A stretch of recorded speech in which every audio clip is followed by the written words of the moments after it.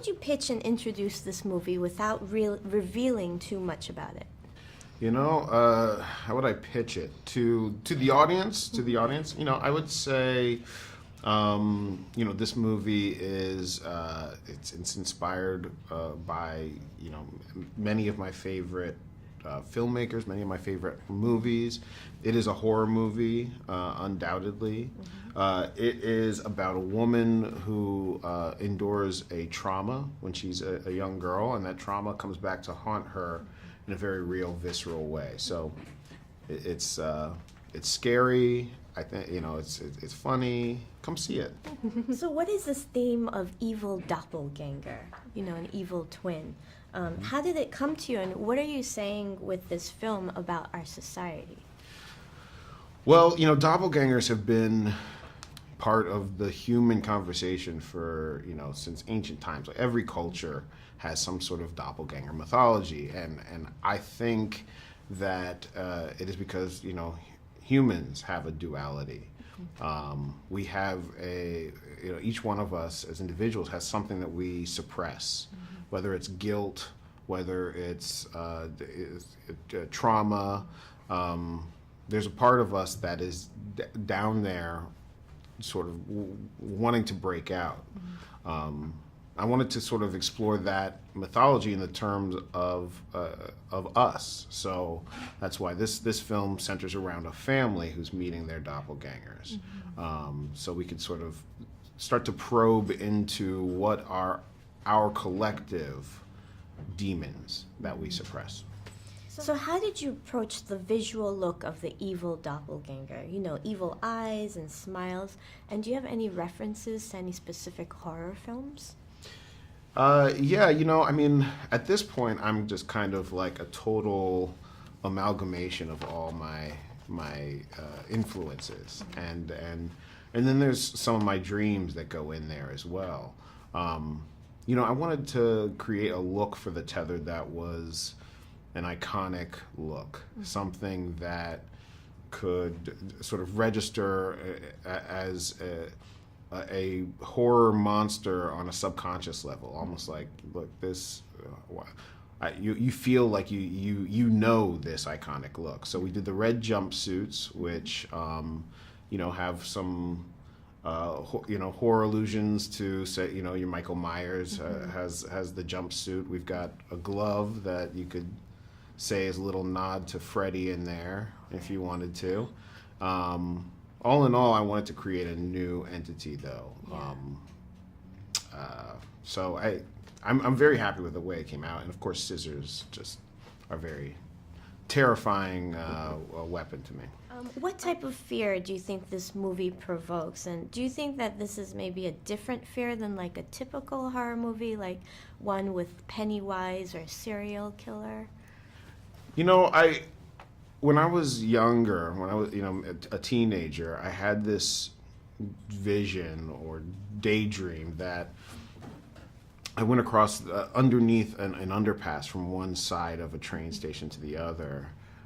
Late at night, there was no one else there. And I said, what if I looked across the tracks and saw myself going into that same underpass? And it haunted me. Something about not knowing what would happen if that other version noticed me.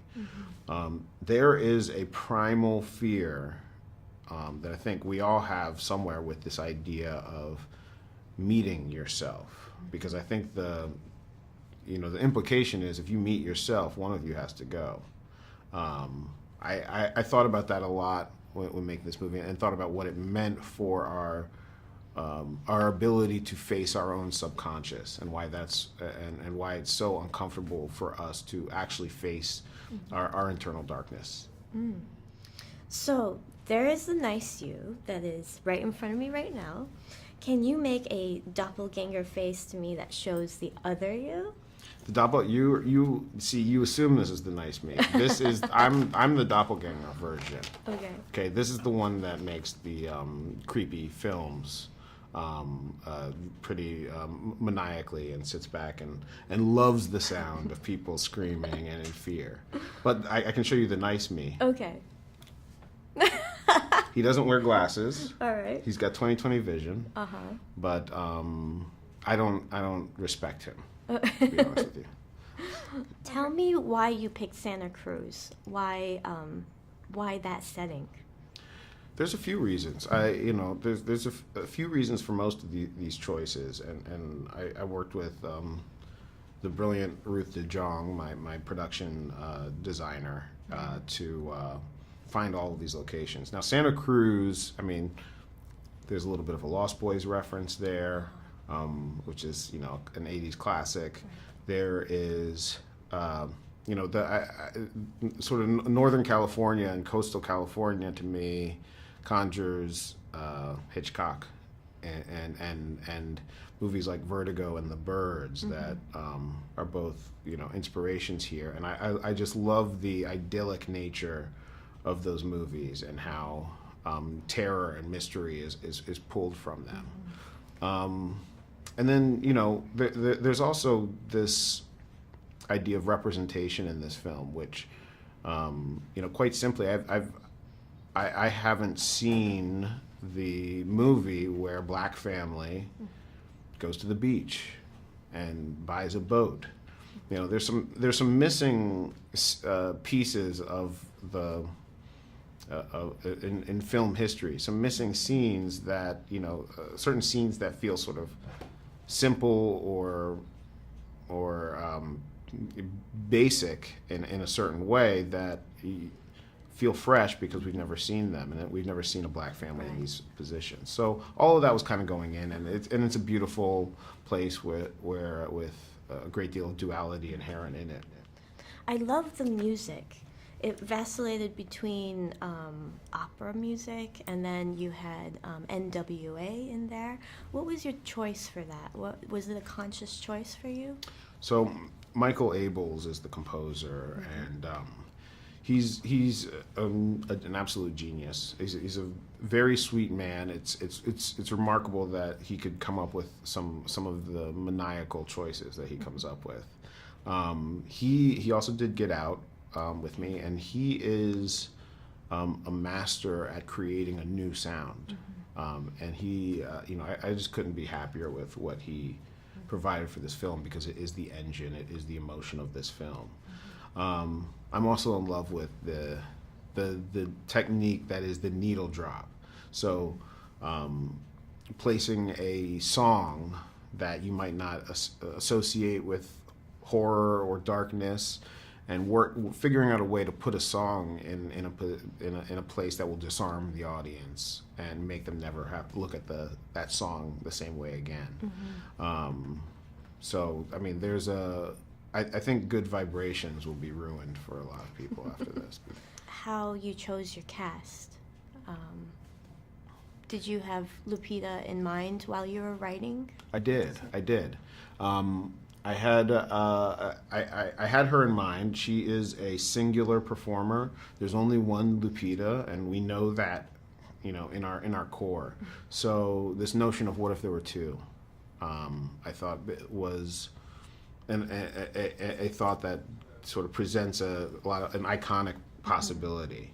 So I spoke with her. I'm in awe of how hard she goes and how much she commits to her roles. I told her at the beginning of this movie, I was like, this is going to be tough. You are going to be tired. And she said, I'm up for it. So we went with it. The rest of the cast, Winston Duke, he crushes in this movie. He has such a incredible charisma.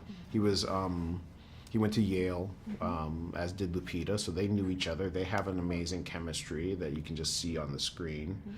And he's a sexy man. He's a great actor and a sexy man. What more could you be looking for? Yeah. The kids I found in audition, and each one of them blew me away in different ways. And then, of course, Elizabeth Moss and Tim Heidecker, two performers who I completely had in mind while I was writing it. All right, perfect. Thank you so much.